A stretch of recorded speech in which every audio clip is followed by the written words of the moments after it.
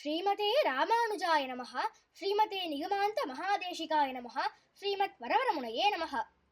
இரண்டாவது ஸ்லோகம். வைதேஷிகஸ்ருதிகிராமபி பூயசீனாம் வர்ணேஷு மாதி மஹிமா நஹிமாத்ருஷாம் தே இத்தம் விதந்தமபி மாம் சஹசைவ கோதே மௌனத்ருஹோ முகரயந்தி குணாஸ்த்வதீயாஹ. இப்போ இந்த ஸ்லோகத்தின் அர்த்தம் பார்க்கலாமா? கோதா பிராட்டியின் பெருமை சொல்லுக்கும் எழுத்துக்கும் அடங்காது. வேதங்களும் உன் பெருமையை சொல்லிக்கொண்டே இருக்கின்றன. அப்பேர் பெற்ற பெருமை எங்களுடைய வாக்குக்கு நிலமாகுமா? இருந்தாலும் உன்னுடைய குணங்கள் அடியேனை பலாத்காரமாக ஸ்தோத்திரம் செய்ய தூண்டுகின்றன.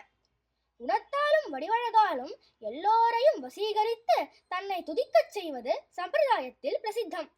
துருவன் துதிக்க ஆசைப்பட்டு ஒன்றும் தெரியாமல் இருந்தபோது எம்பெருமான் சங்கத்தால் கபோலத்தில் அதாவது தாடையில் தொட்டதும் துதிக்க ஆரம்பித்தான் என்பது புராண பிரசித்தம்.